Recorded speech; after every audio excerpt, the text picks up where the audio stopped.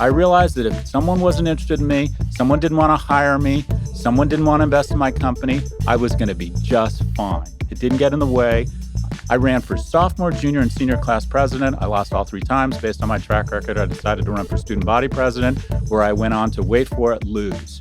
But recognizing no is not the worst thing in the world is the key skill. And young men, because of a low risk entry into relationships with bots or AI sex dolls or YouPorn, have decided they no longer want to tolerate no. That is the key. But I would suggest, if you do get the no, don't say you're fine.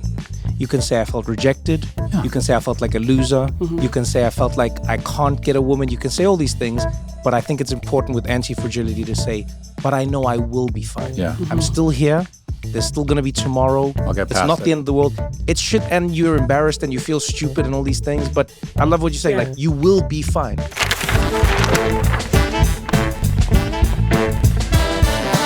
This is What Now with Trevor Noah.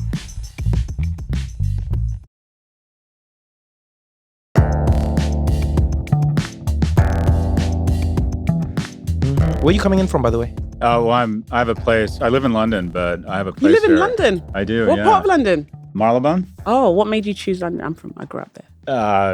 Around this stuff. I'm an influencer, not a decision maker. My wife told me we were moving 5 years ago. Sound like a great husband. Yeah. Well, I'm on the road a lot, so she says I don't get a vote. Is your wife British? No, she's actually born in Poland, raised in Germany. Okay. And both my parents are initially from the UK, so I was one. Oh, nice. So you have the citizenship. I have dual. Okay. I was almost drafted when the Falkland Islands crisis broke out, which my mom was not anticipating. Wow. Yeah. So your parents are British, but you were born in America. Born in America, yeah. And are your parents still in America? My mom's passed. Okay. My mom passed. My dad is in San Diego. Oh, so they stayed. Oh, yeah. Does he still have his accent? Oh, it's a Scottish accent. And he's a Scotsman. I love that. Yeah. If I could give my sons anything, it would be a Scottish accent. And what made your parents leave the UK? You know, they just wanted a better life. I think why a lot of people came here. They came here when they were 19 and 22, respectively, on a steamship from Glasgow and London, respectively. And man, your dad's from Glasgow. Yeah. Well, Glasgow was a Where bad are you time. from? I'm from London, South London. Okay. I came out in 2014. Oh, so you've been here a while. Came out when I was like 26, just about to turn 27. Yeah. I've been here 10 years now. But I'm thinking about what my exit is. And when I talk to Trevor about it all the time. Oh, really? We should talk about that. I'm just like, I'd like to have a foot in each world. Like, how can I build my career so I'm like partially in LA, partially in London? Because I don't know how you feel, but I find London very like grounding and like grounded in a way that I haven't found in the US. Yeah. As much as US has lots of opportunity and all of that, I'm just like... I think about that a lot. We should talk about it. We're talking about it, yeah. Oh, we are? Are we recording? Yeah, we're recording. Oh, God. Welcome to the podcast. I'll be infinitely more charming and insightful then. So the way I would distill the difference between the US and Europe is the US is still the best place to make money and Europe's the best place to spend it. So my crude reductive analysis on someone at your age is you're probably still in the making money part of your phase. Mm-hmm. There's more opportunities that will bump off of you in the US than will in triple the time in Europe. But once you get to a point of economic security and you start thinking about lifestyle, Europe's a much more civilized, sane place. It's great for kids. Yeah, I've got 3 kids. You can get a much better bottle of wine for $10 in Spain than you can anywhere in the US. The people are friendly. But the reality is the opportunities and the risk capital just isn't there. For every company in the US, there's 5 million in venture capital. For every company in Europe, there's 1 million. So there's just not nearly the risk aggressiveness and the opportunities to make money in Europe as there are here. So I would say if you're, as I was when I was your age, I was very economically focused. I wasn't trying to be a better person or find a family or change the world. I was trying to be rich. Mm-hmm. And America is absolutely the best place to establish economic trajectory. Once you have money, peace out to Europe. So this is actually a question I had for you. You know, I think when you say the name Scott Galloway, depending on who you say it to, depending on where they've seen it, they have a completely different idea of you, which I actually love. Like, I know some people, I said, Scott Galloway is going to be on. Immediately, some of my friends were like, man, finally, talk about masculinity. We got to talk about being men. We got to talk about... Then I say to some of my friends, Scott Galloway's on. They're like, yes, talk to the man about capitalism. Talk to him about tax. You know, the business work. We got to talk about... Then you go, I'm on with Scott Galloway. They're like, oh man, please talk about like what's going on in America and what's happening in the world. And the conversation organically started in where you are, where you see the world, where you see America. Do you think that what's happening in America is bad, or do you think there almost needs to be a new, I don't want to call it a new world order, but like, if we think of a world without like borders the way we've drawn them, right? Yeah. There used to be this general trajectory of people. They would work in a small town or live in a small town, grow up somewhere, move to the big city to make money. And then generally they'd migrate back to the small town at some point. Now, if you think about generations that came to America before then, they left the small town, but on another continent. They've come to the big town that is America. They've made the money, but now there's no moving back. Do you think like America's always just going to be about making money? And where do you think that leads us ultimately? I think what's going on is mostly bad. I think that there's a series of 80-year alliances, the post-World War II order that was based on trust, reciprocity of free trade, a general notion that America might get it wrong, but our heart was in the right place, and that we believed in rights, women's rights, civil rights, democracy. We would push back on autocrats. We would push back on war criminals. And those alliances feel like, or that playbook feels like, and maybe we're taking it for granted, has been ripped up. And just distinct of the morality of what I think is unforgivable surrendering to a murderous autocrat, put the morals aside and just talk about it economically. We have some of the best trading relationships and mutual reciprocity agreements with the largest economies in the world. We trade, we get along, we trust each other, we're willing to go arm in arm with each other. Let's look at Canada, largest undefended border in the world. That says something about our friendship. Open trade. They led us into World War I. We followed them. They were in World War II before us, training Allied pilots. I love the test of that wonderful, very emotional test of friendship that the Holocaust survivor said to Buffett when she was saying, "Who are your real friends?" She said, "My test is, I think, would they hide me?" That is a very puncturing question, right? And the reality is the 1979 hostage crisis, the Canadian embassy, they hid us. They hid 6 American diplomats, taking enormous personal risk to get them out of the country, and then they stayed behind. And if they'd been caught, there's a good chance they would have been hanged by cranes. So the Canadians are willing to hide Americans. They are really true friends. And right now we're in a situation where they don't even understand why we're trying to levy so much damage on their economy. So this post-World War II order that America has been sort of the leader in is being ripped up. And I don't think it's a good idea. The silver lining, I like to think what could go right. I struggle with anger and depression, so I consistently ask myself what could go right. What could go right is that possibly Europe is finally a union. And that is they realize their rich uncle, it has lost his shit. That there's no more trust fund. We cannot count on the $800 billion military umbrella and the economic, what I'll call consistency and rational thinking of America. And they are talking about increasing their defense budget from 1.9% of GDP to 3%. And I think that's stimulus. I think Europe actually coordinating because of the crisis around a lack of American leadership. The EU economy is $19 trillion.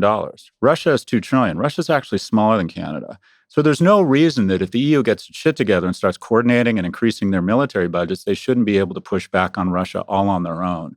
And I think that stimulus and also the spillover of technology might actually create an upward spiral of economic growth in Europe. So I'd like to think the silver lining here is that some of the most advanced, civilized, democratic economies in the world and some of the most robust economies are quite frankly getting their shit together. That Europe is a union for the first time in a long time. Some would argue that like that stimulus is part of the reason that we're in the problem we're in today. You know, building our economies around the military, spending our money and really getting things going by sort of getting wars going. And we've seen the effect that it has on an economy. You go to war, things start moving. You know, people start getting paid, things start getting made. But it's also war. But it's also war. And like scholars who know far more about this than I would when I sit with them, they'll say to me, you know, the US has always been very bad at actually understanding where Russia is versus where Russia says it is. You know, and like one of the more salient examples was when Russia invaded Ukraine and the tanks were falling apart in the mud. You remember that? And I remember analysts were shocked. They were like, well, these tanks are trash. And we didn't know that Russia, it doesn't look like Russia's infrastructure is as robust as we thought it was, the military infrastructure, right? And I couldn't help but think back to like the days of Gorbachev and all of these, like not that I was there, but like when I watch documentaries and I read and I go, Russia's bluffed for so long. And America has responded to that bluff for so long that some people argue that it's just a war of bluff that never ends. Mm-hmm. And some would say, and I wouldn't be the one who says it, but I always like to consider these crazy ideas. Mm-hmm. Some would say, although Trump may be doing it in the wrong way, he's the person who's breaking this thing, and it may lead to the right conclusion. How do you, because I know you're always thinking about the pros and the cons of everything. Mm-hmm. Do you think in a weird way, Trump might be doing the right thing in the wrong way that gets the world to a better place? Or do you think it was better for it to continue the way it was? Yeah, I think on the whole, this is not good for America and the West. And I would just want to acknowledge that Eisenhower, a general, warned of the military-industrial complex. He said, if you build privatized shareholder gains based on a war machine, you're going to invent reasons to need the war machine.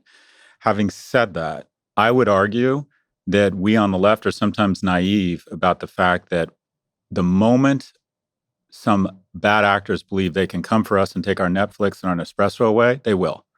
And that I actually am a bit of a war hawk and believe in a very strong defense. I would also argue that just economically, 2 points, if you look at the most valuable companies in the world, whether it's Apple or Google, they're built on the backs of middle-class investments vis-a-vis the Defense Department. So GPS, which is what all mobile technology is based on, was initially a technology developed for ICBMs to put them in the pocket of Gorbachev. Yeah. Mm-hmm. DARPA, which is what the internet is built on, was paid by an extraordinary investment meant to create a hubless communications network so we could communicate with each other after the Russians nuked us. So I would argue the military spending for the most part in the U.S. has been, I would argue, a net positive. Now, that's not to say that it should anyway rationalize entry into Southeast Asia or into Iraq. These are disastrous positions. Now, as it relates to, let me go to Ukraine. I think of a manager as somebody who's just supposed to allocate capital to a greater return than your peer group. Yeah. That's their job as managers. The job of the president is he's the biggest capital allocator in history. I would argue that the decision to allocate $60 billion a year to Ukraine is one of the best investments that has ever been made in the modern world. In exchange for that $60 billion, to your point, we've kind of defanged the reputation of this supposedly ferocious army of Russia. It was 5 days and Kyiv's fallen, right? Yeah, that's that what did not everyone said. happen. Yeah. We've taken out a third of their kinetic power, a third of their tanks, and much of their navy has been taken out. Also, Russia is not a good actor towards us. Their intervention or introduction to our economy is to steal our IP and attack us from a cybersecurity. So them being focused on a failed war, a defenestration of their quote-unquote ferociousness, and also sending a signal to the world that when the West binds together, we are a formidable fighting force. And all of this was without a single boot on the ground from America. In addition, that $60 billion a year, somewhere between 70 and 90% of it, has come back to the U.S. to manufacture weapons, mostly in red states. So for about 8% of our military budget, we are keeping a bad actor occupied, reducing their military kinetic power, and sending a message to the world that the West is a formidable backer of even a small motivated army. I think this is the best money we have spent in a long time. Well, the thing is, Scott, I think the reason why what Trump is doing, from a geopolitical perspective, it's like a bad decision if we think about the real politics. But to the regular American who's worried about the price of eggs, right? Who is just like, I'm worried about my employment. I'm worried about the schools my kids go to. I'm worried about the housing crisis that's ongoing. And they hear, you sent how much to Ukraine?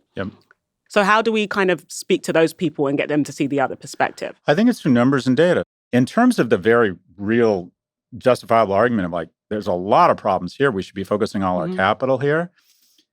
The $75 billion in USA, the $60 billion in Ukraine, I would argue, is nothing but a weapon of mass distraction to get you to look away from the fact that the tax cuts that Trump is about to implement will increase our deficit by $800 billion.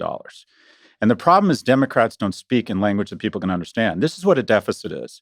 A deficit is a tax on you and your children in 10 to 30 years. It crowds out investment in technology and education that create more growth. It crowds out our ability to have programs for younger people. Basically, our debt, our entire federal budget is moving towards senior citizens. 40% of everything goes to people over the age of 65. Interest on our debt, and the military. So we can't make these forward-leaning investments that benefit you, and you're going to have to pay it back. Not me. I'll be dead by the time we run out of credibility and the treasury market fails. So all of this nonsense around let's not invest in Ukraine, USA, bring the money home. The Doja, $2.6 billion in savings so far, according to the Wall Street Journal. If you want to 6x the savings from Doja, stop all subsidies to Tesla. So your job is to allocate capital. So I think the helicopter crash was DEI, Doja, only male and female, the gulf of cheaper eggs. It's all a misdirect from the most irresponsible spending that we're about to incur. And that is you're about to incur a future $800 billion tax every year such that I can make more money. That essentially, America has become about our fiscal policies have become the following. Give me your credit card so I can be in the club doing rails and champagne, and all you get to do is pay for it in the form of deficit. $60 billion is a decent amount of money, but it's nothing like the $800 billion a year we're going to lose in deficit spending. I think USAID is an amazing investment for people around the world to feel good about America. I think pushing back on Russia for $60 billion a year and setting a signal that we are willing to sacrifice for democracies and repel murderous autocrats, I think that's an outstanding investment. $800 billion a year to give me a tax cut, bad idea. And all this other shit is just a misdirect to get you to look away from what is about to happen, and that is the biggest tax increase in history on you and your children. You know, listening to you speak, sometimes I think to myself, it's often easy for us to focus on a problem in the moment and not ask ourselves who played what role in helping us get there, right? I like that you brought up like the Democrats or progressives or left-leaning people. Yeah. You know, that old saying, a system isn't what it says, it is what it does. First part of it. When we talk about like what people could be doing and should be doing, when the Democrats had the power and they were able to do the things, you can't help but look at the disparity between what Trump does, even illegally, let's call it, with executive orders or, you know, beyond his power. He does the thing. Forget whether you like the man or not. He does the thing that he said he's going to do. The Democrats, when they've had the power that they had, didn't do the things that they say they're going to do. I mean, Biden was pretty significant. They talked about climate change and infrastructure. Yeah, this is like in the term that they had with the power that they had, and that's true. He has been one of the more significant presidents. Funny enough, but like, what do you think they have missed there, or what do you think we are missing in that side of the equation? Where there's even that meme that I think captures it perfectly, where it's like, Democrats in power, we don't have enough power. Democrats out of power, we don't have enough power. You know what I mean? It's like, is that a system that's broken, or is it two sides that are playing a game very differently? That's a really thoughtful question. So when you hear Bernie Sanders and Elizabeth Warren rail about billionaires and then we need a progressive tax structure, which I think is accurate, there's some nuance there in the sense that, so I'll take you as an example, Trevor. I imagine you make an extraordinary living, but it's current income, meaning if you live, is your home here? Are you a New York resident? Yeah. You're probably paying 50 or 52% tax rate. 52% tax. Because the majority of your income is current income, and you make enough money to be in the highest tax bracket. Now, I've made my living starting and selling businesses, and now I make my living buying and selling stock. My tax rate, I'm a Florida resident now, has been 17% for the last 10 years. When I'm doing things wrong. Well, here's the thing. The people that get screwed are the super earners. And then your tax rate plummets when you become a super owner. So when I was in my 30s and 40s making an extraordinary living as a consultant or as a writer, I was paying 30, 35, 45%. Once I became a super owner, my tax rate plummeted. And this has been a conspiracy that both the Democrats and the Republicans have fomented. And where they come together is the following, and that is democracy over the last 30 or 40 years in terms of rights has become solely a function of how rich you are. Any woman in my life will have access to mesopestrone. I could be in the deepest, reddest part of America, and if someone I know has an unwanted pregnancy, we're going to have no problem.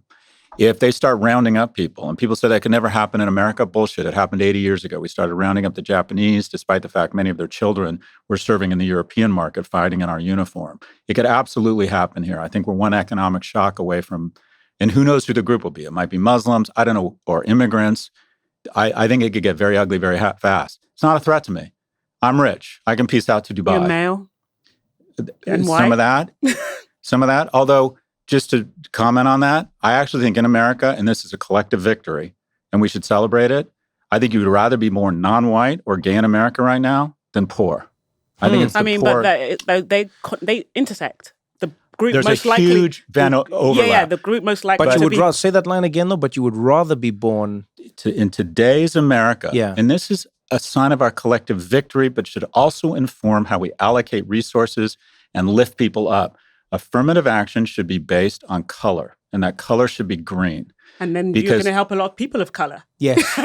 70% overlap. But here's the bottom line. 70% is significant. Trevor Noah's kids, you don't need any help. Right. Your kids in America today, and we should celebrate this. You'd rather be born non-white or gay than poor. The academic gap between black and white 60 years ago was double between rich and poor.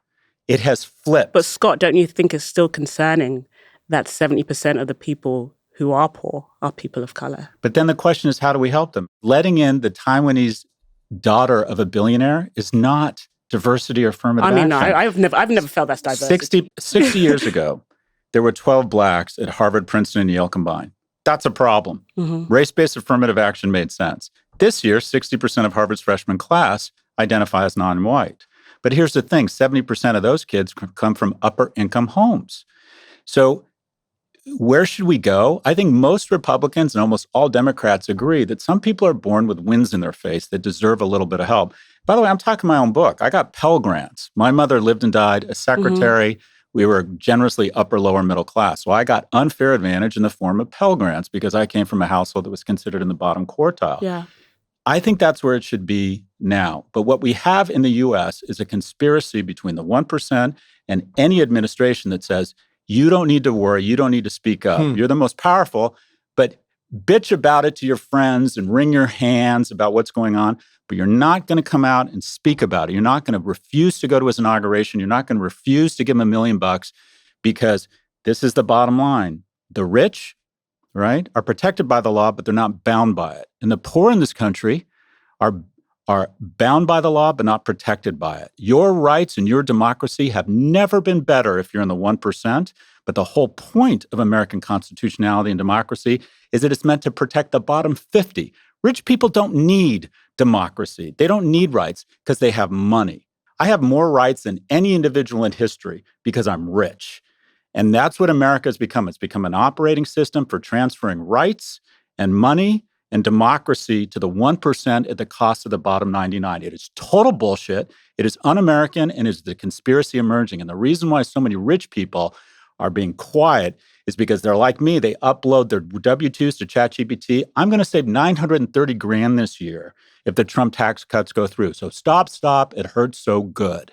That was a mouthful. No, but I love it because everything you're saying for me, speaks. It's funny. You and I had this conversation. A lot of what you're saying now is what Chairman Fred Hampton of the Black Panthers said at some point when he mobilized a coalition of poor people. The Rainbow Coalition. The Rainbow Coalition. Martin Luther King. Don't forget the white poor. He said, when they tell us black and when they tell us white, and they're forgetting the thing that connects all of us, poor. And he said to that group of people in that church that he gathered, he said, hey, listen, you may call me the N-word and you may say these things, but he said, but look at your bank balance and look at our bank balance. We have something in common, so I'm not your enemy. 100%. We're going to continue this conversation right after this short break.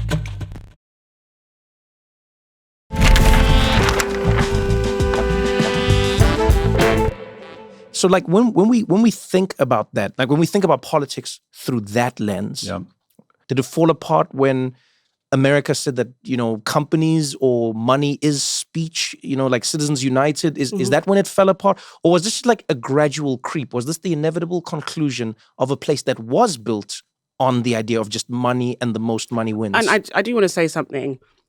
It's actually shown that when Black people do acquire some wealth or high income, because of the communities we're connected to, a disproportionate amount of that income goes to other family members or friends. So Black rich is actually very different from white rich. Oh yeah, if we talk about that Black kid at Harvard or Princeton, maybe they are like 1 or 2 generations away from having someone who wasn't a college graduate. So I think we should be careful when we do talk about like the Black affluent class who are apparently getting all these handouts. Right, but if I'm hearing what Scott's saying, and you'll correct me if I'm wrong, it's similar to, there was an author that I spoke to once from the UK, and she had this brilliant dissertation where she essentially said, I cannot wait for America to get over its race war to then realize that it's been a class war all along.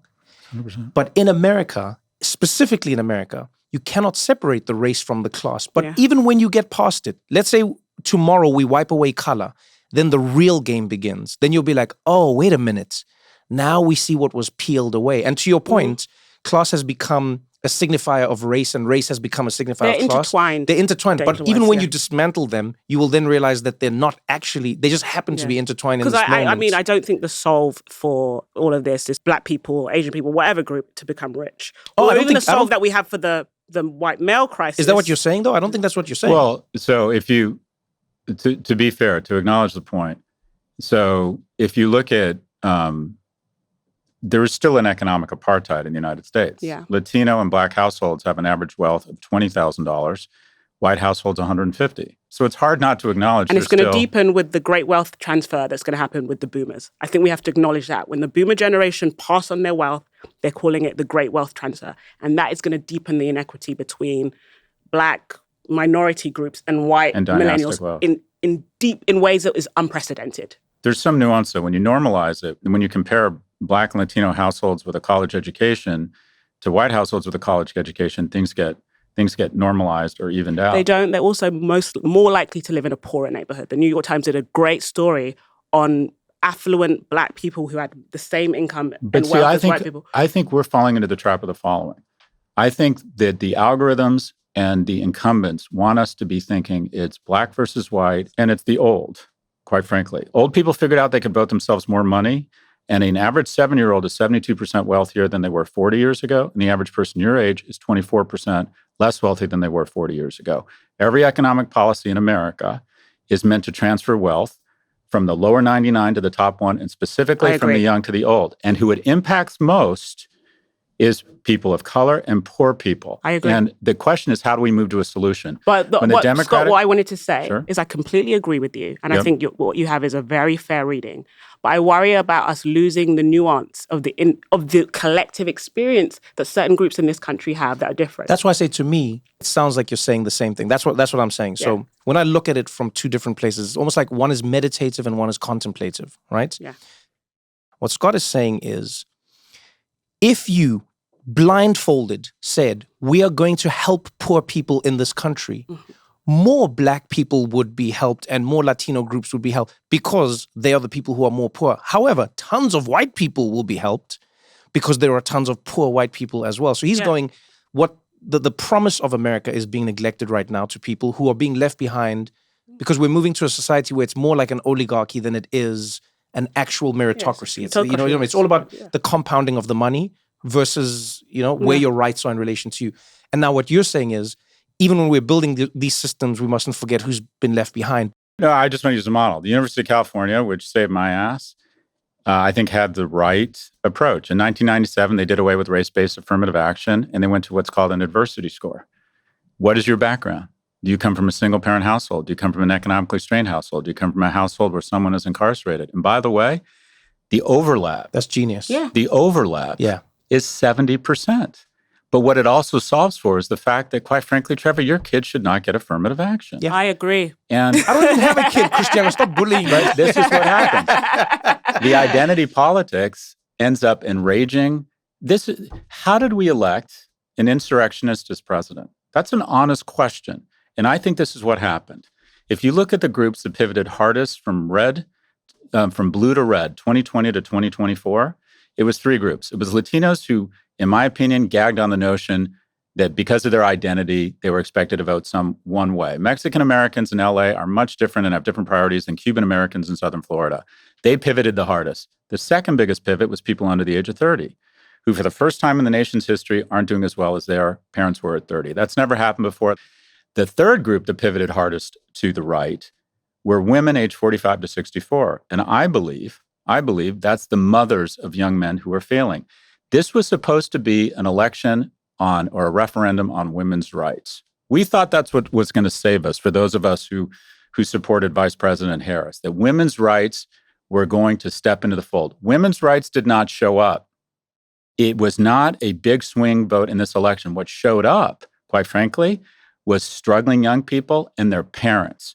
Because if your kid is in the basement playing video games and vaping, you don't give a shit about territorial sovereignty in Ukraine. You don't care about transgender rights. That's a luxury rich Democrats get to have, not us. My kids aren't doing well.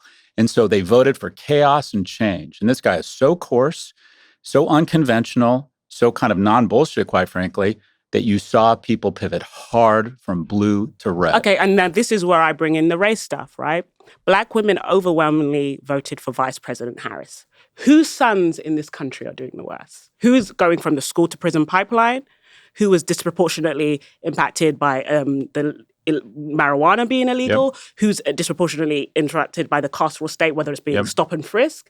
It is Black men in this country. 100%. So why didn't Black mothers do that? Because we care about our sons too. I know I care about my son. Well, okay, why didn't they make the same decision? And their sons are also, if they're not in prison, they're downstairs playing video games as well. But the data you're missing is the following. Black women overwhelmingly voted for Vice President Harris. Yeah. But more of them voted for Trump than they did in 2020. Oh, yeah, I can tell you why that is. Why's that?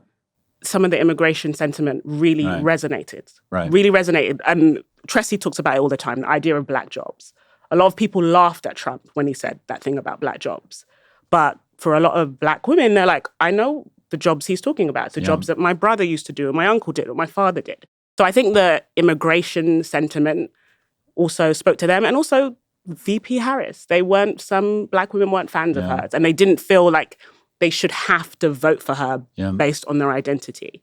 But I kind of rub up against the idea that this cohort of white women voted because they're worried about their sons. I think perhaps they wanted to be protected under patriarchy, which is a very rational decision. And I may have feelings about it, but they're probably siding with their husbands. That's a strange phenomenon, and that is a lot of women will vote for what they perceive as best for their husbands and their sons. Yeah. But we all thought, at least I thought Roe v. Wade being overturned. Roe v. Wade's another example. But these women can't have babies that shifted. They're not worried about getting an abortion. They're in menopause. Fair enough. But I'll give you another interesting stat where Trump was really brilliant. I'm fascinated by how he won. We're on a podcast, right? Trump flew into the manosphere. Crypto, rockets, Joe Rogan. He flew right into the manosphere. He said, I am worried about young men. I relate to young men. I am coarse, aggressive. This wasn't the women's referendum election. This was the testosterone election. And he flew right into the manosphere. And quite frankly, it was brilliant.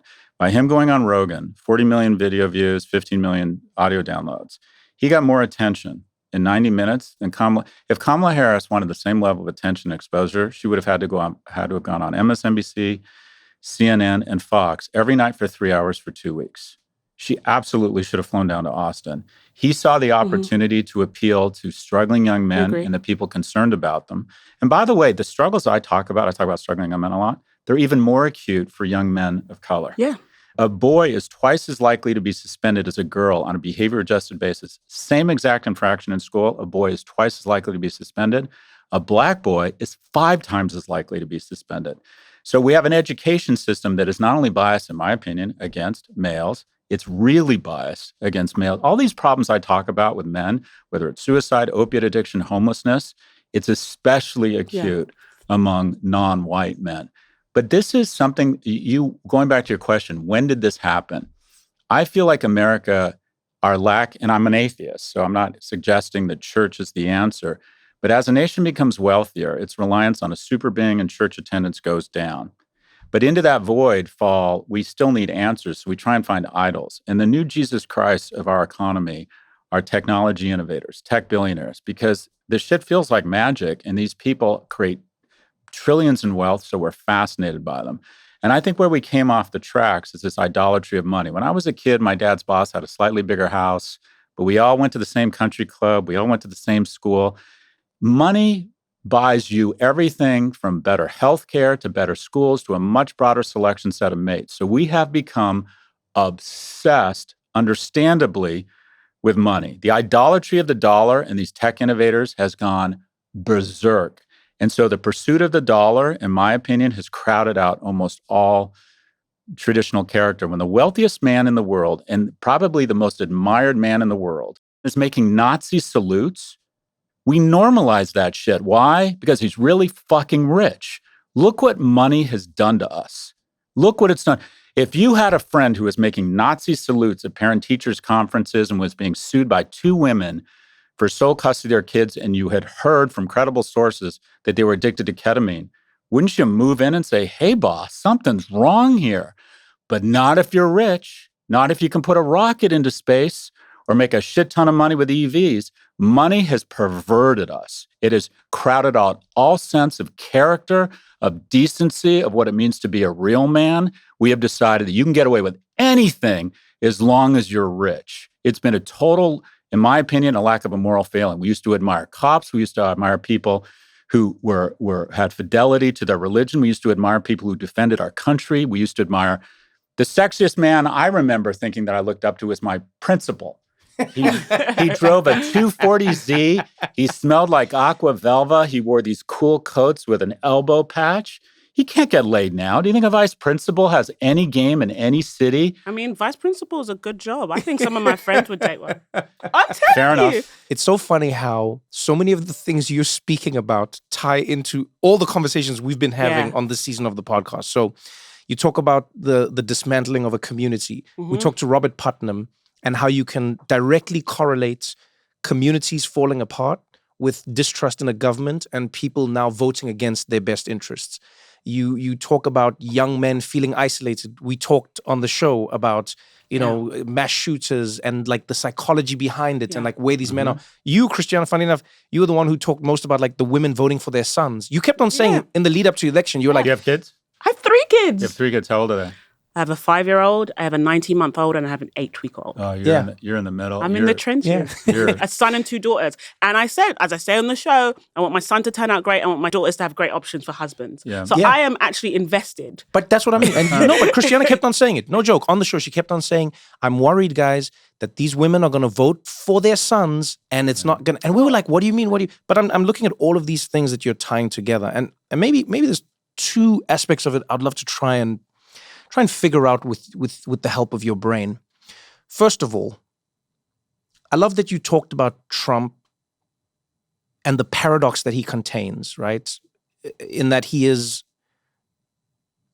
at the same time as being someone who lies more than most human beings we've ever seen, he's also strangely authentic and no bullshit, right? It's a weird paradox. Do you think America, for the most part, has done a good job of being no bullshit with its people and itself so that people make the right decision? I'll give you an example. Let's go back to Ukraine, and maybe we can even talk about it through the lens of COVID a little bit. I would argue most Americans, when they're told why America should invest in Ukraine, they're told it's because of morality. Right. They're told, we've got to help democracy. Yeah. We've got to help countries stand tall. We've got to help. Why do you have US aid? Because there's malaria in Africa. We've got to help fight these diseases. These poor Africans need our help.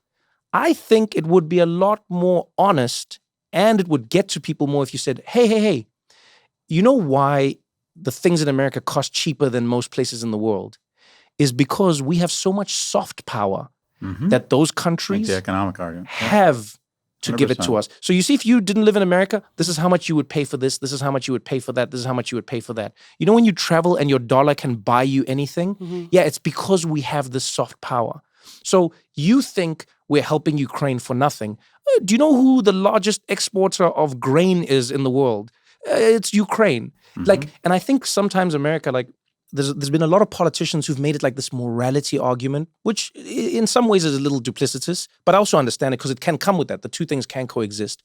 But they also don't tell the truth. For instance, if you help, I have friends who their programs have been cut by USAID, but a lot of people don't realize, if you work in the business of tracking disease and you work in vaccines and you're around the world, not only are you helping, you're also doing 2 things. One, you're preventing mass migration. Where do people migrate to when shit hits the fan? They're coming here. Yeah. So it's like, help them in their country before they come to your country. I don't see any politicians on the grand scale saying that. The other thing that I don't see them talking enough about is how it benefits America and its surveillance. You get the data. People forget this. When America's helping the world track malaria or AIDS or whatever, you're also getting data on people, and data is power. Data is information that you can use to help your markets. Do you think there's a world where that would help, where people get a little more real, saying to Americans, hey, actually, we're not just doing this because we're nice guys. We're doing this because it makes us powerful and rich. Yeah, 100%. I think so. For example, think of the world as 159 NFL teams, 159 countries. Imagine you were the one team that got first-round draft choices every year. You get to pick any player in the world because you're that one team. Everyone wants to come play for that team. That's America. The best and brightest all have one thing in common. They want to come here. I mean, it's just, so that soft power, that brand imagery that, okay, we make mistakes, but our heart's in the right place, whether it's the Peace Corps or USAID or our incredible products. Trump came along and basically saw an opportunity where Democrats and Republicans have been lying to us and afraid to tell people the truth and saying one thing in front of one audience, saying one thing in front of another. And he just came along and came across as very authentic, was crude and was coarse. And we got so sick of this kind of starched vocabulary from our politicians and not doing anything. And also corruption on both sides. Speaker Emerita Pelosi has been trading stocks. That's just blatant corruption, right? And they would argue on the right now that this, at least, this is corruption, but we're just more brazen and more less opaque about it. You've had the same corruption on the left for a long time, just through lobbyists. And, how does... the revolving door. How do these people get so wealthy? So, look, I always like to offer a solution in terms of money in politics and some of the corruption. I believe we should go to a Singaporean model. I think every one of our representatives and senators should make $1 and $3 million respectively. And there's absolutely zero tolerance for any special interest group, any speaking fees, can't go to work for a lobbyist, pay them a shit ton of money. Is this after you leave office, you can't go to lobbyists? 5 years. Okay. Singapore model. Okay. They pay them a lot of money, but they say zero tolerance for corruption. You cannot take campaign contributions from a military-industrial complex. You cannot take speaking fees. You cannot go to work for Merck or Pfizer the day after you leave office. And they pay them a lot of money because the incentives right now are, if you're a senator and you're making, $230,000 a year, you may not even be able to afford your home in Los Angeles and DC. So the incentives to do what everyone else is doing and find different ways to take money. The thing that's most disappointing about Washington, as I have come into some level of economic security, is not that they're whores. I knew that. It's what cheap whores they are. How cheap are they? Well, look at the Menendez story. My mind, can I tell you, even I say this as a South African, with my South African friends, we would talk about this. We were shocked when we found out that Senator Menendez did the thing that he did for a Mercedes-Benz C-Class. No, a C-Class. Not an S-Class. Not an ENS. Not a Maybach. I'm shocked at how many times America's corruption or even lobbying and whatever comes up. And I can't believe how cheap the price is to buy America's soul from these people. It's the best ROI in the world. Give $1 million to the Trump campaign. Pay $40 million for Melania Trump's shitty documentary. Fine, right? The fastest growing expense line across big tech is an R&D, it is an AI, it's lobbying. If you were to give $25,000 to each of the 100 senators, $2.5 million, real money, I bet every time you go to Washington, one of 70 of the 100 would meet with you in person. Damn. And influence is a function of proximity. And it's not them, it's the system they're in. The person who raises the most money gets reelected. So we've created an incentive system where they're basically paid to pay for play. For God's sakes, pay them a lot of money. They're important, they work hard, they're mostly good people, but zero tolerance for corruption. Yeah. Anyways, I think that there's just no getting around it. Money has washed over Washington. It's been weaponized by money. And we have an incentive system that is the following: more rights, more democracy as you get richer. And the reason the bottom 99 put up with it is that America's superpower is our optimism. Most kids believe and are taught you're going to be in the top 1%. Yeah. I can prove to every one of us that 99% of our children will not be in the top 1%. And so we put up with a level of income inequality and rights accruing to the 1% because God love us. Most of us believe my lottery ticket, I know the lottery's dumb, but my ticket's a winner. My kid is in that 1%.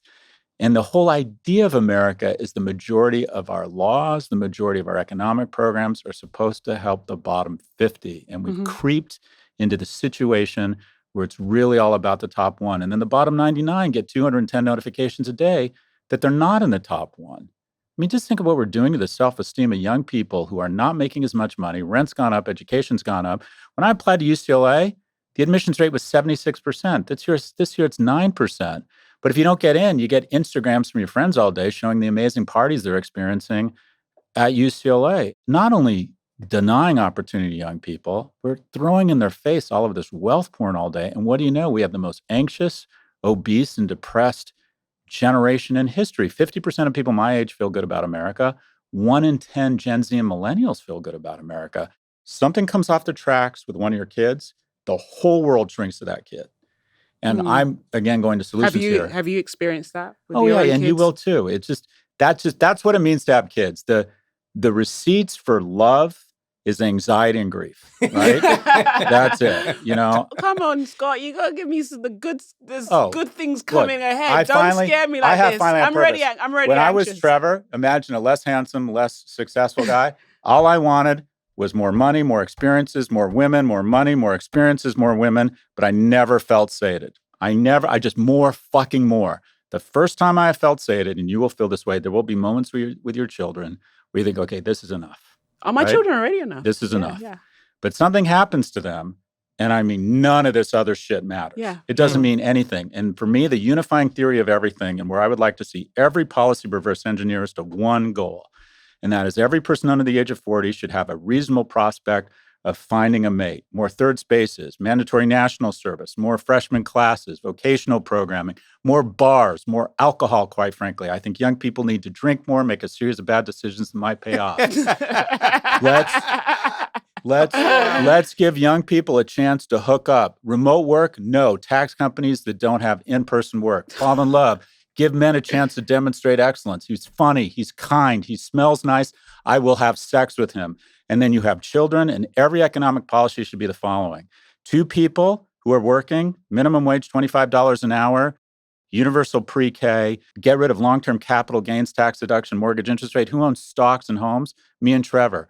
Who makes their money from salary and pays rent? Young people. Mm-hmm.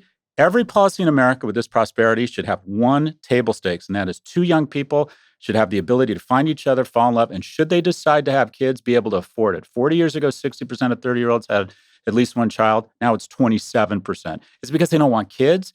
No, it's because they can't afford them. If you decide, by the way, not to have kids, and you want to spend all that income on brunch and St. Bart's, more power to you. Mm-hmm. But every young person should have the option to find purpose in their life through family. And they may decide not to do it. You don't have to have kids to be happy. But for God's sakes, if the most prosperous nation in the world can't offer people the prospect of meeting, falling in love, mating, and having a reasonable standard of living, then none of this is working. I mean, I love it. I'm a Nigerian woman. I love weddings. I love the idea of a society making people get married. I've been trying to get this guy to get married for years. No, you have.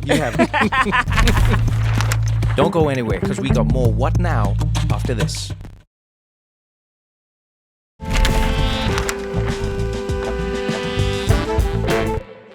One of the first videos I saw of yours, a friend sent it to me, and you were talking specifically about mates and mating and relationships and people. And you said something about, and I think you captured a deep feeling that not many people were speaking about. And funny enough, Christiana talks about it a lot. I think that's why she's such a fan of yours as well, is the idea of the purposelessness that can come with not having love or not having some sort of thrust in your life. And I saw this video of yours, and I remember thinking, man, because someone was like, what do you think? This is crazy or not? And I was like, I think this is brilliant. And also, it's so easy to prove in the most extreme circumstances. Go to any terror cell in the world. Like, I'm talking like ISIS. Mm-hmm. What are they promising them as well? Wives, women, and girlfriends. Yeah. It's crazy that even on that level, in the afterlife, in paradise. But I'm saying even before the afterlife, they're saying we're gonna go there and we're gonna take women, we're gonna get wives, we're gonna get in some parts of the world where life is a little simpler, unfortunately, because it's harsher. Mm-hmm. You see that reality slap people in the face. My life is not going well. I'm joining ISIS because ISIS didn't just tell me we're gonna fight. They said we're gonna fight to get a wife and a better life. Also a key, ISIS pay. Well, they pay some people. But the reason they got more, at point, they got more recruits than Al-Qaeda is because they paid you a bit more. Oh, yeah. Well, they were smart in the beginning. So it's just like they gave them jobs. Yeah. So let's talk about the man side of this whole thing, because I love that you talk about it. The manosphere and the... Before we even get into that, I'd love to know, what do you think it is about you that has connected with a group that people would have argued wouldn't have connected with your views maybe like 2 years ago? Because if you wrote down on paper, Scott Galloway, this is what he believes in. He believes in basic incomes being this. He believes in healthcare. He believes in pre-K. He believes in... If somebody had drawn that up and then somebody had put the crypto bros and the whatever we want to call people if we're putting them in a box, they would have said, oh, this person will never agree with that person. And yet you've made massive inroads with a lot of these young men who people have said wouldn't agree with their views. So and some young women, I'm a fan. Oh, no, yeah, but I'm saying the men. No. But I'm saying the men in particular, where people have just said no, you know? So what do you think it is that you are saying, or what do you think it is that you are doing that is connecting you to them, and what are other people missing about connecting to them? Well, first of all, thank you. Your comments are generous. Look, I started talking about struggling young men 5 years ago, and real insight is when you state something that's obvious but people weren't thinking about. And the data is just overwhelming, and that is no group has ascended faster globally than women. And by the way, we should do nothing to get in the way of this. More women are seeking tertiary education now globally than men. The number of women elected to parliament in a democracy has doubled in the last 30 years. In the United States, women in urban metros under the age of 30 are making more money than men. More single women own homes than men. 2 in 3 women under the age of 30 are in a relationship, only 1 in 3 men. And you think, well, that's mathematically impossible. It's not, because women are dating older because they want more economically and emotionally viable men. What you have in the U.S. is no group has fallen further faster than young men. And it's for a variety of reasons. Biologically, their prefrontal cortex is 18 months behind a woman's. It doesn't catch up till 25. They just lack the executive function and the judgment. A big part is male abandonment. A lot of young men don't have the male involvement in their lives that is key. And even if you were to say that 5 years ago, the gag reflex was, well, what are you saying? Mothers can't raise sons? No, I'm not saying that at all. But the research is pretty striking. When there's a single-parent household, and let's be honest, 92% of the time it's the woman heading the household in a single-parent home, as mine was, the girl in the household has the same outcomes, same rate of college attendance, same rates of self-harm. In some, she's okay. The boy, the moment he loses a male role model, becomes much more likely to kill himself, much more likely to be incarcerated. What it ends up, if you look at the data, is that while boys are physically stronger, they're emotionally and mentally much weaker. And we don't even want to acknowledge, at one point 4 or 5 years ago, you could get into trouble by even claiming there was a difference amongst genders and young people. And if you were advocating for men, you were seen as a misogynist because so many unproductive voices filled this void with bullshit, thinly veiled misogyny. And what we have come to realize, and the dialogue's gotten a lot better, and it's mostly been led by mothers, is that empathy is not a zero-sum game. We can still acknowledge the immense challenges women face. The moment you had kids, your average salary went to 73 cents on the dollar. Corporate America has still not figured out a way to maintain a woman's professional trajectory when she decides to use her ovaries. At the same time, young men, if you go into a morgue in the United States and there's 5 people who died by suicide, 4 are men. If any other special interest group was killing themselves at 4 times the rate of the control group, we'd weigh in with programs. And finally, we're starting to acknowledge that women cannot continue to flourish and our country cannot continue to flourish if young men are floundering. But Scott, don't you think it points to the fact that a lot of men don't care about men? Because I think 100%. About the women in my life, 100%. Not just mothers, sisters, friends. We spend a lot of time worrying about the men and boys in our life. 100%. Whether it's, give the example of a single mother is just with her son.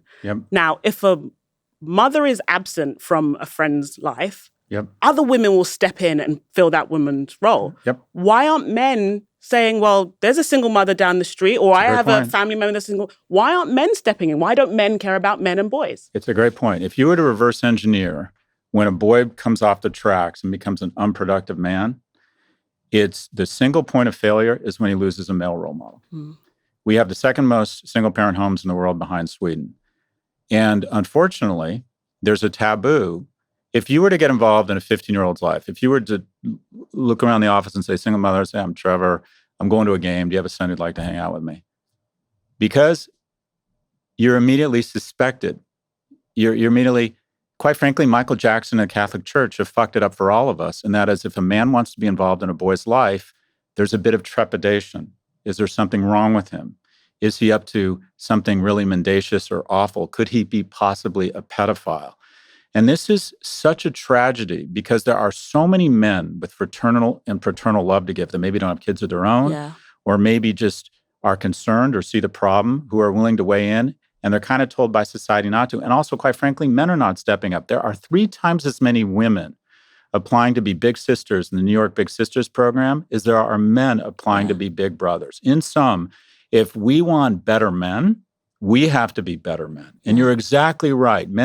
There needs to be a zeitgeist in our society. Family court, neighbors. The moment a boy no longer has a male role model in his life, other men need to step into the void. My mom was really good at this. She made sure I'm still in contact with a couple of her ex-boyfriends. There was a neighbor across the hall who used to come over with his girlfriend and take me horseback riding. Yeah. I had men in my life. And sometimes there are millions of young men right now, boys, the first male role model they have is a prison guard because men aren't stepping up. And I'm writing a book on masculinity. I think of concentric circles of masculinity.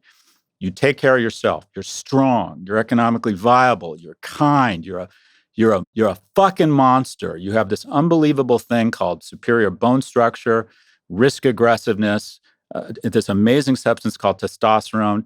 You protect others. You take care of yourself. Second circle out, you protect your family. You're a good provider. Next circle out, you take care of your community and your neighbors, and you help other people. The ultimate expression of masculinity, in my view, is to take an irrational interest in the well-being of a child that's not yours.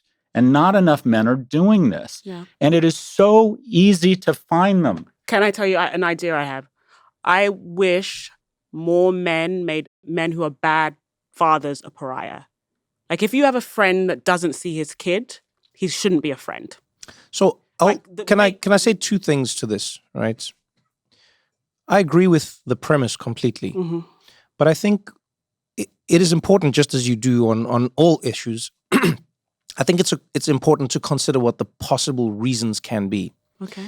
So on the one hand, to what you're saying, I don't think like most men would not want to step in, etc. I don't think so, honestly. Mm-hmm.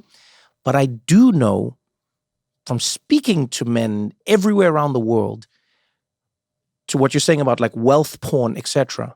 Man, men, maybe because they imagine it or maybe because they're experiencing it, a lot of men just feel like they've got to like double grind to even get the basic, that first concentric circle to what you're saying has been crushed, right? Okay. And we've got to consider all the ways it's been crushed. How have like the junk food companies crushed people's abilities to even like eat what they eat and stay healthy? You start with people's food, what they get access to. You start with, as you say, opportunities, income, being kicked out of school, etc., etc., etc. And I think you've also got to consider what it's like to be a young man where the dreams that you are sold and told don't come true because the system hasn't been set up, as you said, correctly, right? So I honestly believe that. I think and I feel a lot of compassion for. I think any failed promise, whoever it's made to, I feel a lot of compassion for those people. No, so I'm just saying, in understanding that is like I go, like for me as Trevor, for instance, I have more time and I do make the time to be with friends or extended people's younger kids because they know me so they can trust me, right? But it's like, all right, take him go-karting, take that one there, do that thing there, but I have the disposable income and I have the time income as well to be like, yeah, I can do that and I will do that. And you know what I mean? But I've seen for a lot of people, they go like, hey man, I can't even get my shit together. Who am I to, I think that's the first one. The second one, to what you were saying, you said that the thing that the proposal you had was? I think that you should become a social pariah if you don't look after your kids. So no, because and I'll say this, and I've seen it in my community a lot. There are deadbeats, and there is no consequence. Their friends still roll with them. Their mothers still let them in their house, and they do not show up for their kids. Yes. And if a woman does not look after her child, if a woman even comes back to work early, I've had people DM me like, you had a baby 8 weeks ago. Yes. Who's with the baby, right? I ostensibly think I'm doing a good thing. Do you know what I mean? And a woman who is not seen as a perfect mother is judged and vilified. Completely, and I agree with you. Absent fathers, there is no social consequence. Completely. So I'm saying there should be a social consequence for not showing up for your sons. So now I agree with you 100% on this. And because of that, I was so fervently in that mode that I would like fight with people on this. And then I came to realize something that maybe in this world we aren't addressing in the same way. There are many, many, many men who feel like they've been made a deadbeat dad. Do you get what I'm saying? There are many, many, many men who feel like they go, yo, this is me now, anecdotally only. I know some men personally who were good men, wanted to be with their kids, you name it. And the woman in their life was like, you see, we broke up. I'm going to make sure you never see these kids ever again. Kids. Yeah. And I'm not saying this is all of them. So I'm not absolving I normally see the men. inverse. I think, and it's evolutionary biology. They say that what's the saying that it's a mother's baby, father's maybe. A man is more likely to treat his sister's child with more love than he is his mate's child or his wife's child. Yes. They've done studies on this because you know your sister's child is related to you. Yes. All that to say, I believe a man's relationship with his children, I know this is not going to be a popular thing to say, is often connected to how he feels about the children's mother. Yes, no, but right? I agree with that. that. So for the most part, it's men being like, I split up with you, I see you less. He gets a second wife, and he's a really good dad to those second set of kids. Right. I see that all the time. Less so do I see women, and I'm not saying that these villainous women don't exist, who say you can't see your kid. I think that's a cultural trope we've made up. No, I was just saying, wait, I was just saying one. Please, let me explain. I was giving you one that I know anecdotally. Yeah. I'm not saying all of them. There's another one. And this is, again, the system that we've created. In America in particular, and in many other countries, you get divorced, you get broken up with whatever. Most of the time, the system says the mother keeps the child, the man has to pay for the child to be with the mother. And that money is calculated strangely in some places. Some people say it's very fair, some people say it's unfair, but it's strangely calculated. And now to what Scott was just saying, we live in a world where people already cannot afford the one house that they were promised, in the American dream. 40 years ago, people could buy that house even on a meager salary. Someone was putting out the numbers recently, and they showed that 40 years ago in somewhere like Philadelphia, you could buy a house, you could put down the down payment for a house with a month's salary. There's no way you can do that now in that same Philadelphia, even because houses have gone up way, way, way faster than salaries have gone up, right? So from that perspective alone, I think it is important to look at a place like Sweden. I remember going to Sweden and talking to, it was basically they had Dr. Fauci, and I was asking him about why Sweden has so many one-parent households, but so few of the problems. And he said, yes, but you're forgetting one thing, and that is here in Sweden, first of all, you are not a pariah if you are single, right? That's the first thing. And secondly, you're protected by the states. It makes a big difference when your relationship with the other person is not determined by your money. I think we're making a lot of excuses for men because mothers can't do the same thing. No, but I'm saying why. I'm not saying it's an excuse. You see, there's a difference between an excuse and an answer. I think an excuse is saying, you've done it, but there was nothing we could have done and you're not wrong. I'm not saying you're wrong or right. I'm just saying, what is the answer for this thing? And I think sometimes when we look at the socioeconomic impacts of how, in America specifically, how it sets it up. When you are a dad that leaves the house, for many men, it is difficult to continue being the dad the way you want to be. Now, how they deal with it is shitty. Yeah. And also, credit to women. I was also raised by a single mother, and I've seen it. And in our programs in Africa, we still do the same thing. We know you give the money to women because women know how to make that dollar go further. Right. I think you're both right. 1 in 6 men, 3 years post-divorce, have no contact with their children. Wow. Some of that is male abandonment. Some of it is just a total lack of character. You don't hear a lot about female abandonment because it just doesn't happen that much. At the same time, family court is also, you would argue, biased against men. Sometimes it literally impoverishes them. Sometimes also the reality is in divorce, there's a lot of emotion, and my parents weaponized it and tried to convince me to hate the other. And you're just more inclined to believe the person you're living with, that the other person is bad. So I think that we need to change society and say, okay, regardless of how you feel about each other, you need to be supportive of each other for the kids' sake post-divorce. It's a nuanced argument with a lot of factors, but in general, there needs to be a zeitgeist in our society that the moment a boy loses a male role model, the community has to rally around that kid, the mother, the brothers, the uncles, and the men to say, we have to get men involved in his life. Yeah. And that's not happening. It's not, these, think about it, after school programs, not as many coaches anymore, right? Yeah. They're not going into work. My first job was at Morgan Stanley. I got a lot of male mentorship. I was in a fraternity. I remember my quote unquote big brother in the fraternity sitting me down my freshman year and saying, you need to stop getting high every night. And I needed a 22-year-old male that I could kind of look up to. I didn't have a lot of male involvement in my life to tell me that. My first boss, was a great guardrail for me. Young men need guardrails more than young women, quite frankly, where young women get them When a young woman isn't in a relationship, she reinvests oftentimes a lot of that energy into her friend network, into her professional life. When a man's not in a relationship, he oftentimes reinvests it in video games and porn, and he sequesters from society. And a tremendous guardrail for young men that they're not getting is a relationship. Okay, Scott, I think a relationship is one thing. My husband, interesting enough, was raised by a single mother, but had great male role models in his grandfather and his uncle. So I'm actually get concerned about how little trauma he has. That's my worry with him. But he has this incredible group of male friends. Yeah. Like they're like really tight and they've all become dads at the same time and they take their kids out together. And I'm really struck by how much he invests time in his friendship. And even in that group of men, there's about 7 to 8 of them. A couple of them aren't married yet, but they're still involved. So if there's a birthday, they'll fly in, et cetera, et cetera. I kind of rub up against the idea that having a mate is the only arena these men can find care, because I see a lot of women marry men and they're like, now I have someone to babysit.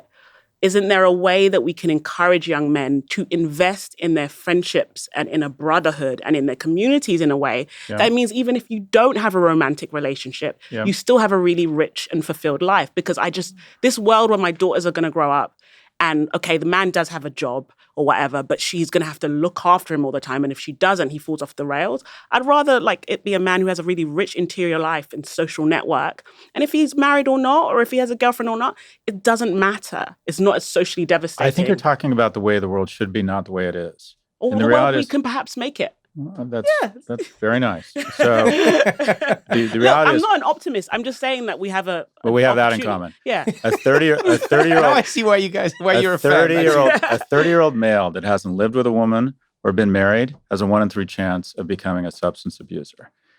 And a strong friend network is incredibly important. Okay. But without a romantic relationship, men have a tendency to not reinvest in their social network and their professional lives the way that women do. You clearly have figured out that male friendship is really important for men. They open up to other men. They can express.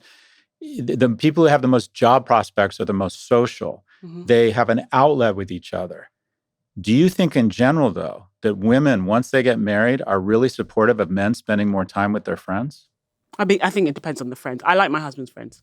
Okay, most women see a guy spending more time with their mates as a threat to the relationship. In addition, corporations don't want men spending a lot of time with their friends. They want them making more money. This is the difference. I don't really like men. There's a boys' club and they leave me alone. It's a dream. But the larger point you bring up is the following. 1 in 7 men in America doesn't have a single friend. 1 in 4 men can't name a best friend.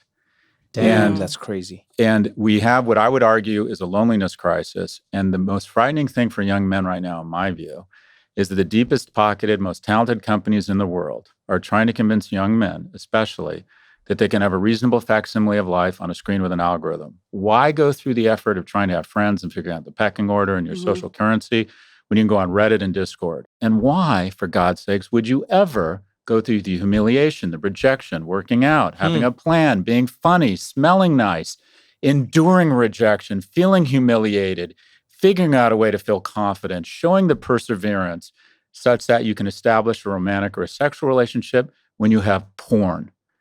So what we have is I think, unfortunately, we're evolving a new species of asexual, asocial males. And they're the most dangerous people in the world. Very dangerous. Because, and I don't want to pathologize them. We have a tendency to say, they're the school shooters. Actually, the people they're most dangerous towards is themselves.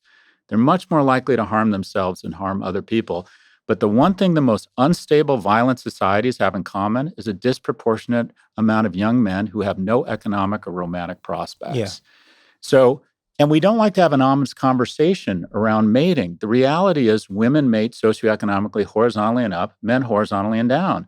And when dating apps are now where 50 to 60% of all relationships begin, the reductive analysis is the following. Can you signal resources and are you tall? Men have very few arenas to demonstrate excellence anymore. If you talk to people who've been married longer than 30 years, 80% of them say one was much more interested in the other. And it was almost always the man was much more interested. But when there's no places, when men aren't going into work, when men don't have third spaces, when they're not serving in the military together, they have no place to demonstrate kindness. He was funny. I liked his hands. He was great at what he did. And so as a result, we have this dating environment where the top 10% get literally all of the interest and the bottom 90% are just shut out. And then they become very prone to really ugly voices that say it's a woman's fault. They're much more prone to misogynistic content. Yeah. They're much more prone to nationalist content. So figuring out environments where more people can meet and more men, quite frankly, can demonstrate excellence such that they can get through the finer filter of mating that women have. The greatest innovation in history, it's not the iPhone or the semiconductor, it's the American middle class. And fundamental to that innovation was that 7 million men returned from World War II. They had demonstrated excellence in uniform. We gave them enough money so they could afford a home. We gave them jobs. And they became very attractive to a lot of women, and we started the baby boom. And we had such wonderful prosperity that American liberal households said, let's bring women into this prosperity. I know, let's bring non-whites into this prosperity. And we got along because the majority of our leaders had served in the same uniform, so they saw themselves as Americans before they saw themselves as Republicans or Democrats. But unless we figure out a way to level up young people and find a place where they can meet and fall in love and mate, and they have the economic wherewithal to do it, we're just going to continue to generate the most dangerous person in the world, and that is a young man with no economic or romantic prospects. I coach a lot of young men, and one of the first things they talk about is they really want a girlfriend. And the first question I ask is, would you have sex with you? Would you have sex with you? Yeah. Do you have a plan? You don't need to be a baller. You don't need to be rich, but do you have a plan? Are you going to vocational school? Are you thinking about driving an Uber and saving up so you can get a second car to have a second Uber? Do you shower? Do you have good grooming? Are you funny? Are you willing to endure rejection? Are you willing to try really hard? Would you have sex with you? And there aren't enough men. How many times have we heard, I've got all these great women in my life. They're so attractive. They're so shit together, but they can't find a man. No, they just can't find a man they want to mate with. And women are getting taller every year. They're becoming more economically viable. It's leading to a lot more divorce because, quite frankly, men are not ascending in terms of picking up some of the slack logistically. So it's like, okay, you're no longer a provider. And by the way, it's not like you're really picking up the slack at home. Right. So women are saying, you're out. Yeah. So for a lot of reasons, I think we have to figure out a way to have honest conversations with men around, okay, this is what women are attracted to. Signaling resources. That's the hard truth. You need an economic plan. 2, intellect. Are you interesting? Are you funny? Do you have interest in current events? And then the third thing, the secret weapon for men in mating that we don't talk a lot about is kindness. Women actually want someone who's going to be kind because it means you're more likely to be good to her parents and good to your kids. Where do young people find mates in America right now? So when I think about every aspect of this problem, I think about where some of that potential is being leached out. I love video games with all my heart. What I hate now is video games have been made perpetual. So when I started playing video games, they ended. It was great. You played a game and it ended. Game over. You know what I mean? You finished Mario Brothers and that was it. And games evolved and you played whatever it was. Duke Nukem, you name it. You could finish. Games don't finish now. And so like in a weird way, the first thing I think of is what you're saying is you cannot meet these people and you cannot go on to do these things if you're perpetually stuck in a game that's been designed, by the way. It's been designed to keep you there, to keep you spinning, to keep you going. You also aren't going to think of being kind or funny when you're not around other people. We've shown time and time again, being with people makes you like those people, as in like it makes you be more like them. But if we don't have third spaces where people can go without money, for instance, how do we get that? Like where are you going? I even ask people this all the time in New York and Manhattan. Anyway, I go, where can you go without money? Honestly, yes, you can go to a park, but beyond that, like in the doldrums of winter in New York, where can you go? Yeah. You're from Where can London? you go? Yeah. 40% of nightclubs in London have closed down since COVID. I know. Young people don't have money, and they're also drinking less. But you were talking about kind of, I think our economy has moved from an attention economy to, unfortunately, an addiction economy. And I think it's especially hard on young men who are more prone to addiction because they're more risk aggressive. I think basically our economy now, the kind of axis of evil is get people addicted to shitty food, to gambling, to porn, and then hand them over to the addiction industrial complex. The most valuable company in Europe now is a GLP-1 producer. Right. And then if you think about young men, they're much more prone to addiction, and especially gambling addiction. 6 and 7 gambling addicts are boys. 50% of college-age men bet on the Super Bowl. And the net income of Las Vegas is down 40% this year because everyone now has a casino in their pocket. Yeah. And the crazy thing about gambling addiction is that the addiction with the highest suicide rate is gambling. Because if you had a meth addiction, we would know it and someone would weigh in who cared about you.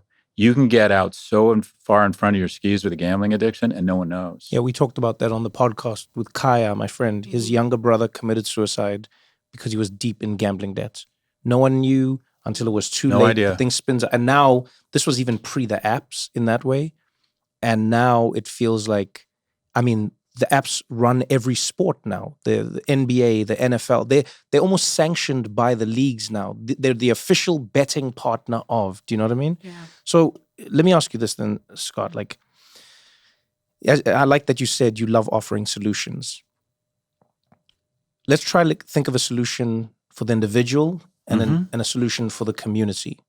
You know, as Christiana eloquently put, I think even when we're talking about race, it's important to think of who's most affected. And ironically, when men are disaffected, women become the most affected. Yeah. You see it in like the rates of violence that women will experience. They become these dangerous men. Yeah, you know? Yeah, no, definitely. Yeah. So let's talk about it on the individual side. There's a young man who's watching this right now. Yeah. And they go, Scott, I don't have connections. I don't see hope. I don't see anything. I'm watching this video on YouTube right now on my phone or on TikTok or wherever I am. What are like 3 steps I can take that just get me on the path to moving forward to purpose, kindness, and a space where I can show my brilliance? I love that. So I try to walk the walk. I try and coach 2 young men at a time. And the people I coach, quite frankly, are struggling. You know, I get a lot of people who send me emails and say, will you be my mentor? And I talk to them like, dude, you could mentor me. You know, I talked to some 24-year-old working at Google. And he's like, I need a mentor. I'm like, you're just fine.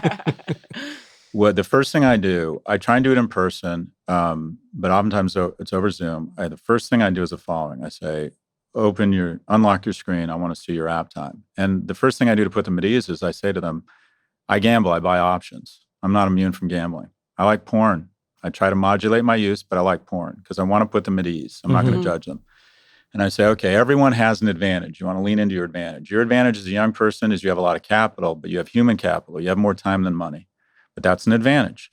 We're going to find 8 to 12 hours of human capital of time in your phone. And it's so easy between TikTok, between X, between Coinbase, between YouPorn. In about 3 minutes, I can get them to find 8 to 12 hours a week of human capital. I'm like, all right, next week, we're going to open your phone and you're going to show me that you took 8 to 12 hours of human capital out of your phone. And we're going to reallocate that precious human capital into 3 areas. 1, you're going to start getting fit. You need to be strong. If you're under the age of 30 and you're a man, you're blessed with an unbelievable physiology. Any man under the age of 30 should be able to walk into any room and know if shit got real, they could either kill and eat everybody or outrun them. You'll be kinder. You'll feel better about yourself. Who breaks up fights at bars? Big, strong guys. Who defends our country? Big, strong men. You want to feel better about yourself. You want to be less prone to depression. You want to feel good about your mating prospects. You need to get strong. We're going to work out 3 to 4 times a week. 2, we're going to start making some money. You got a smartphone, you can make money in this economy. I don't care if you're a Lyft driver. I don't care if you're a TaskRabbit. Go into a Panera. I was on the board of Panera. If you show up when you're supposed to show up 3 times in a row, you can be making 18 to 20 bucks an hour in about a month. Because you're going to get a taste for the flesh. You're going to find out that money is amazing. And when you start making money, you start getting good at it. You start figuring out what are the behaviors that get rewarded for money? Where are the opportunities? And then when you buy shit, it gets your greed glands going. And you start thinking about, I'd really like to go on another date. I'd really like to be able to buy my mom something. You get a taste for the flesh of money. The way you make a lot of money is by starting to make a little bit of money. No one starts off making $100,000 a year. Most of us have had jobs where we're making no money. And then the third thing we're going to do is 2 times a week, we're going to find ourselves in the company of strangers in the agency of something bigger than ourselves. Church, nonprofit, a riding class. Homeless shelter. Anything. Soup kitchen. In the agency of something else. And here's what we're going to do after a month of that. Where the exercise, this is kind of 3A, I want you to approach a stranger and express interest in friendship, or, and this is the hard one, express romantic interest while making that person feel safe, right? Hey, do you want to watch the game this weekend? Let's go to the pub. Arsenal's playing Liverpool. Do you want to go? Yeah. Hey, would you like to have coffee? An attractive woman or a woman you're attracted to. She's not dumb. She realizes, okay, you're probably interested in her. And that's not the goal. The goal is the following. The goal is no. You're probably going to get a no. They'll be nice, but they'll probably say no, right? And I'm going to call you the next day, and I'm going to ask you if you're okay. And this is what you're going to say. Yeah, I'm fine. And that's the key. The key to success is no. Because you're going to realize that the people who are successful, who have romantic partners, who have economic success, had a shit ton of no's to get to that point of success. This is the scariest stat I've read. 51% of 18 to 24-year-old males have never asked a woman out in person. Think about that. They don't have the confidence or the skills to approach a woman and ask her out. That's it. The goal is the no. Because you get enough no's, eventually you're going to get a yes. I can't tell you how much rejection I've endured from women. And the reason I am with a really high character, hot person is because I got comfortable with no. I have a question, Scott. Sure. I love the recommendations you've given to men. As a parent, there's parents at home listening to this, they're raising like preteen adolescents. What are the things that they can do to kind of push their sons along the right track? Is it delaying giving them a smartphone? Is it putting them in clubs? Not all boys are athletic. Do you know what I mean? 'Cause I think No, I'm laughing because my mom made me work at home. Oh, so you had like to what you're saying, and I just laughed thinking of it now because of what you asked and what you said. My mom, I think, intuitively sort of figured it out. I couldn't get a job at a Panero. South Africa was different in that way. But she made me work at home. So she went, there are tasks and things that we need done. And like, some are physical, some are Did she pay you for them? Yeah, but she paid me. And she was like, this is your... And then she made me pay rent to live in the house. No, really. And she was like, this is your portion of groceries. And it was this weird cycle, even though she was giving me them. And I remember asking her, I said, this is ridiculous. The money's going back. You're giving me the money that I'm then giving back to you to then have the thing. And she said, yes, honey, that's all money in the world. She said, that's literally what it's going to be. Your company's going to give you the money that you're then going to buy their product with and give it back to them. And then you're going to give the government tax that they're going to then give you back with a road. She said, that's how money works. I want you to get used to the reality of it. But I'm sorry, it just made me think of that. So I want to be clear. Do as I say, not as I do. I have not figured this out. I have kids. My kids have done really well, but then you have figured something out. Well, but to be clear, they have at different parts of their life struggled with device addiction. You think if anyone would understand technology, it's me. I have kids who sneak into the bathroom and are on TikTok and have to bang on the door and say, start masturbating, get off your phone. But look, the basics, right? I think the key for parents is what I think quality time was something invented by executives who weren't spending a lot of time with their kids. I think the key is garbage time. I'll always take my kids, drive them somewhere, because what I find the moments of real value and real emotional connection, unfortunately, happen totally randomly. Yeah. You can't force them or predict them. You're taking your kid to school and he says, I asked this girl out. I'm like, well, what happened? And he talks to you about it. Or I don't think there's any replacement for just a lot of time. And then what you were talking about chores, I've done a terrible job with that. I think sports and fitness is really important for kids. I think kids, especially boys, are like dogs. A tired boy is a better behaved boy. I think they just need to sweat. And they need, I have boys, so I'm not as in touch with what girls need. And then the other thing that I've had trouble figuring out is letting them fail. My son was going to a party at the Westfield Mall. My kids are really into malls at 14. And it ends up there's 2 Westfields in London. And I got an Uber and I sent him to the wrong one. So there's a Shepherd's Bush. Yeah, I sent him to the wrong side. The Shepherd's Bush one, yeah. So immediately, it's like his mom wants to call MI6. He's texting me, Dad, you're an idiot. His mom calling me, I can't believe you did this. And finally, I blew up and by accident did the right thing. I said to my kid, I'm like, you have an Uber app. You have Google Maps. You have an Oyster card. Figure it out. I'm done. Mom, he's going to be just fine. When I was my kid's age, I used to leave my mom's house with a Schwinn bike, an Abba Zaba bar, and 35 cents. And I would literally come home 14 hours later. And I had to navigate bullies. I had to navigate stray dogs. And I failed a lot. And I realized this is absolutely the right thing to do. Jonathan Haidt, who's my colleague, he summarized it perfectly. We overprotect them offline and we underprotect them online. I am trying to do a better job of letting my boys fail. All right, that's a bad idea. If you ask my advice, I'll tell you it's a bad idea.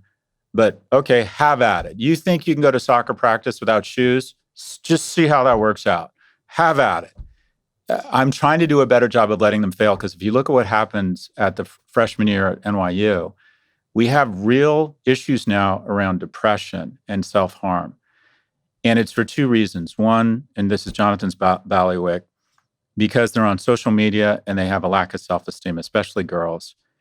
And two, we have created so much bulldozer parenting and concierge parenting that we've used so many sanitary wipes on their lives that they don't develop their own immunities.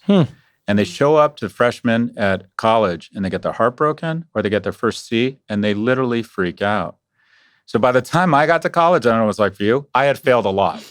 And I had thick skin, not thick skin, but I had calluses. Yeah. So I'm trying to do chores, athletics, a ton of garbage time, and letting them fail. Okay. But I want to be clear.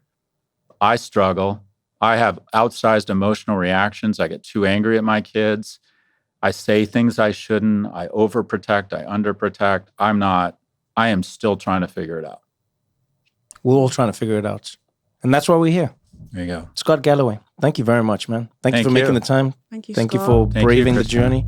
That was fun. This was really amazing. And Great. Thank you Thank you. Thanks very much.